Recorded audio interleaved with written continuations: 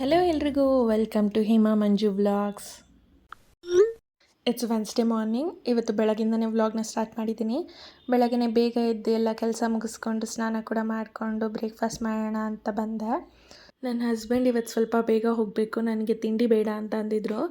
ಹಾಗಾಗಿ ನನಗೆ ಅತ್ತೆಗೆ ಪಾಪುಗೆ ಮಾತ್ರ ಅಂತ ಅಂದ್ಬಿಟ್ಟು ಸಿಂಪಲಾಗಿ ಖಾರ ಪೊಂಗಲ್ ಮಾಡ್ಕೊತಾ ಇದ್ದೆ. ಇನ್ನು ಪೊಂಗಲ್ ಸಾಫ್ಟಾಗಿರೋದ್ರಿಂದ ನನ್ನ ಮಗಳು ಕೂಡ ಅದೇ ತಿಂದ್ಬಿಡ್ತಾಳೆ. ಅವಳಿಗೆ ಅಂತ ಸಪ್ರೇಟಾಗಿ ಏನು ಮಾಡೋದಕ್ಕೆ ಹೋಗಲ್ಲ. ಇನ್ನು ನನ್ನ ಕೆಲವೊಬ್ಬರು ಕೇಳಿದ್ರಿ, ಪಾಪುನ ಇಟ್ಕೊಂಡು ಹೇಗೆ ನಿಮ್ಮ ಟೈಮ್ನ ಮ್ಯಾನೇಜ್ ಮಾಡ್ತೀರಾ, ಹೇಗೆ ಕೆಲಸ ಮಾಡ್ಕೋತೀರಾ ಅಂತೆಲ್ಲ ಕೇಳಿದ್ರಿ. ಸೊ ಏನಿಲ್ಲ, ಬೆಳಗ್ಗೆ ಸ್ವಲ್ಪ ಬೇಗ ಎದ್ಬಿಟ್ರೆ ಎಲ್ಲ ಕೆಲಸ ಆಗೋಗುತ್ತೆ. ಯೂಶ್ವಲಿ ನನ್ನ ಮಗಳು ನೈಟ್ ಟೈಮ್ ಲೇಟಾಗಿ ಮಲ್ಕೋತಾಳೆ. ಸೊ ನಾವು ಮಲಗೋದೇ ಸುಮಾರು ಒಂದು 10-10:30 ಆಗೋಗುತ್ತೆ ಡೈಲಿ. ಟ್ಯೂಷನೆಲ್ಲ ಮುಗಿಸ್ಕೊಂಡು ನನ್ನ ಹಸ್ಬೆಂಡ್ ಕೂಡ ಆನ್ಲೈನ್ ಕ್ಲಾಸೆಲ್ಲ ಮುಗಿಸ್ಕೊಂಡು ನಾವು ಊಟ ಮಾಡಿ ಮಲಗೋಷ್ಟರಲ್ಲೇ 10-10:30 ಆಗೋಗುತ್ತೆ ಡೈಲಿ. ಇನ್ನು ನನ್ನ ಮಗಳು ಕೂಡ ಅಷ್ಟೊತ್ತೇ ಮಾಡ್ತಾಳೆ, 10-10:30 ಮಾಡ್ತಾಳೆ, ಒಂದೊಂದು ಸತಿ 11-11:30 ಕೂಡ ಮಾಡ್ತಾಳೆ. ಸೊ ನೈಟ್ ಲೇಟಾಗಿ ಮಲಗೋದ್ರಿಂದ ಅವಳಿಗೆ ಬೆಳಗ್ಗೆ ಬೇಗ ಎಚ್ಚರ ಆಗಲ್ಲ. ಅಂದರೆ ಮಿನಿಮಮ್ ಒಂದು 8-8:30ವರೆಗೂ ಅಂತೂ ಮಲಗೇ ಇರ್ತಾಳೆ, ಎದ್ದೊಳಕ್ಕೆ ಹೋಗಲ್ಲ. ಸೊ ನನಗೆ 2-2.5 ಅವರ್ ಆದರೂ ಟೈಮ್ ಸಿಗುತ್ತೆ ಮಿನಿಮಮ್ಮು. ಹಾಗಾಗಿ ನಾನು ಬೆಳಗ್ಗೆ ಎಲ್ಲ ಕೆಲಸ ಮುಗಿಸ್ಕೊಂಡು ಬ್ರೇಕ್ಫಾಸ್ಟ್ ಮಾಡಿಕೊಂಡು ಅಡುಗೆ ಕೂಡ ಪ್ರಿಪೇರ್ ಮಾಡೋಕ್ಕೆ ಟೈಮ್ ಸರಿ ಹೋಗುತ್ತೆ. ಇನ್ನೊಂದೇನಪ್ಪ ಅಂತಂದರೆ ನಮ್ಮ ಮನೇಲಿ 4 ಬರ್ನಲ್ ಸ್ಟವ್ ಇರೋದ್ರಿಂದ ನನಗೆ ಅಡುಗೆ ಕೆಲಸನೂ ಕೂಡ ಬೇಗ ಬೇಗ ಆಗುತ್ತೆ. ನಂಗೆ ಮೊದಲಿಂದ ಅಡುಗೆಲಿ ಇಂಟ್ರೆಸ್ಟ್ ಇರೋದ್ರಿಂದ ನಂಗೆ ಮಾಡಿ ಸ್ವಲ್ಪ ಬೇಗ ಮಾಡ್ತೀನಿ ನಾನು ಅಡುಗೆ ಕೂಡ. ಹಾಗೆ ನನಗೆ 4 ಬರ್ನಲ್ ಇರೋದ್ರಿಂದ ಇನ್ನೂ ಸ್ವಲ್ಪ ಬೇಗ ಆಗುತ್ತೆ. ಇನ್ನು ಕೆಲವೊಂದು ಸಲ ಅಡುಗೆ ತಿಂಡಿ ಎರಡೂ ಕೂಡ ಒಟ್ಟಿಗೆ ಮುಗಿಸ್ಕೊಂಡ್ಬಿಡ್ತೀನಿ. ಹಾಗಾಗಿ ಮಧ್ಯಾಹ್ನಕ್ಕೂ ಕೂಡ ಏನೂ ಕೆಲಸ ಇರೋದಿಲ್ಲ. ಯಾಕಂದರೆ ಒಂದು ಸಲ ನನ್ನ ಮಗಳು ಎದ್ದ ಮೇಲೆ ಅವಳಿಗೆ ಆರೈಕೆ ಮಾಡೋದೇ ಒಂದಷ್ಟೊತ್ತಾಗ್ಬಿಡುತ್ತೆ. ಇವಾಗ ಟೈಮ್ ಬರೀ 7:30 ಆಗಿದೆ ಅಷ್ಟೇ, ಜಾಸ್ತಿ ಏನಾಗಿಲ್ಲ. ಸೊ 7:30ಗೆ ನಾನು ಇಲ್ಲಿ ತಿಂಡಿ ಕೆಲಸ ಎಲ್ಲ ಮುಗಿಸ್ಕೊಳ್ತಾ ಇದ್ದೀನಿ.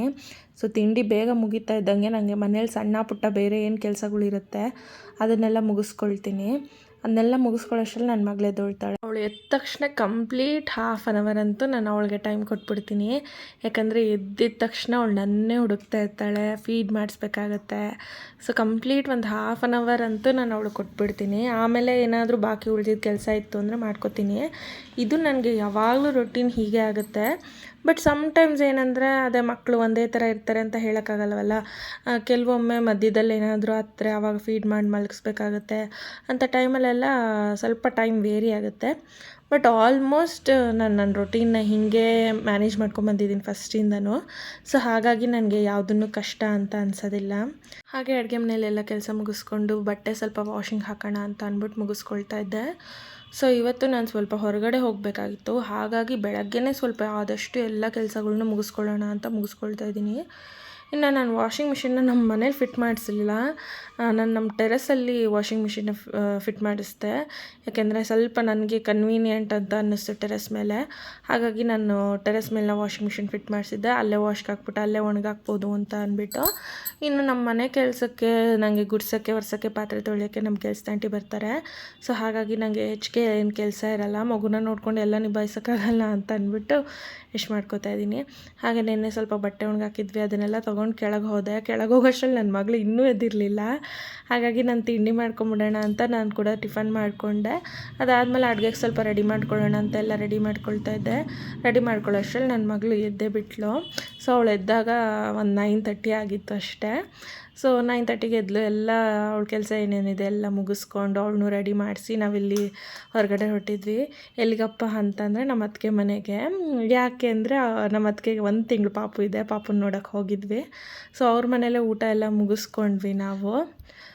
ಊಟ ಎಲ್ಲ ಮುಗಿಸ್ಕೊಂಡು ಮತ್ತೆ ಮನೆಗೆ ವಾಪಸ್ ಬರೋ ಅಷ್ಟರಲ್ಲಿ ಮಧ್ಯಾಹ್ನ ಒಂದು 2 ಗಂಟೆ ಆಗಿತ್ತು. ಇನ್ನು ಮನೆಗೆ ಬಂದಮೇಲೆ ಸಂಜೆ ಚಪಾತಿಗೆ ಪಲ್ಯ ಮಾಡೋಣ ಅಂತ ಪಲ್ಯ ಕೂಡ ಒಗ್ಗರಣೆ ಹಾಕಿಟ್ಕೊಳ್ತಾ ಇದ್ದೀನಿ.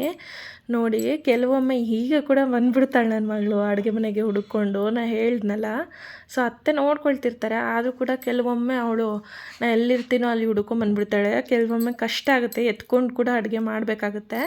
ಬಟ್ ನಾನು ಮ್ಯಾನೇಜ್ ಮಾಡ್ತೀನಿ, ಆದಷ್ಟು ಅವಳನ್ನ ಎತ್ಕೊಳ್ಳಲ್ಲ. ಯಾಕಂದರೆ ಸ್ಟವ್ ಮುಂದೆ ಮಕ್ಕಳನ್ನ ಹಿಡಿಯೋದು ತುಂಬಾ ಕಷ್ಟ ಆಗಿರುತ್ತೆ. ಹಾಗಾಗಿ ನಾನು ಹಾಗೆ ಅಡುಗೆ ಮಾಡ್ಕೊಂಡು ಮ್ಯಾನೇಜ್ ಮಾಡ್ತೀನಿ.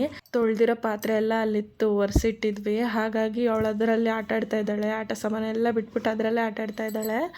ಸೊ ಈ ಥರ ಎಲ್ಲ ಮಾಡ್ತಾಳೆ. ಬಟ್ ಅಷ್ಟೊಂದು ರಚ್ಚೆ ಇಲ್ಲ, ಹಠ ಇಲ್ಲ ನನ್ನ ಮಗಳು. ಅಳ್ತಾ ಇದ್ರೂ ಸ್ವಲ್ಪ ಹೊತ್ತಷ್ಟೇ, 1-2 ನಿಮಿಷ, ಮತ್ತು ಹಾಗೆ ಸೈಲೆಂಟ್ ಆಗಿಬಿಡ್ತಾಳೆ.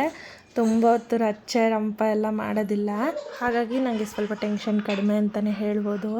2 ನಿಮಿಷಕ್ಕೆ ಅವಳೇ ಸುಧಾರಿಸ್ಕೊಂಡ್ಬಿಡ್ತಾಳೆ. ನಾವೇ ಹೋಗಿ ಸಮಾಧಾನ ಮಾಡಬೇಕು ಅನ್ನೋದೆಲ್ಲ ಏನಿಲ್ಲ. ಸೊ ಇಲ್ಲಿ ನಾನು ಈವ್ನಿಂಗ್ ಕೂಡ ಟ್ಯೂಷನ್ ಸ್ಟಾರ್ಟ್ ಆಗೋದಕ್ಕೂ ಮುಂಚೆನೇ ನೈಟ್ ಡಿನ್ನರ್ಗೆಲ್ಲ ಪ್ರಿಪೇರ್ ಮಾಡಿಬಿಡ್ತೀನಿ. ಟ್ಯೂಷನ್ ಟೈಮಲ್ಲಿ ಮತ್ತೆ ಮಧ್ಯದಲ್ಲಿ ಬರೋಕ್ಕೆ ಹೋಗಲ್ಲ. ಸೊ ಈ ಥರ ಬೆಳಗಿಂದ ಸಂಜೆವರೆಗೂ ನನ್ನ ಲೇಖನ ವರ್ಕ್, ನನ್ನ ಮನೆ ಕೆಲಸ ಎಲ್ಲ ಮ್ಯಾನೇಜ್ ಮಾಡ್ಕೊಂಡು ಬರ್ತಾಯಿದ್ದೀನಿ.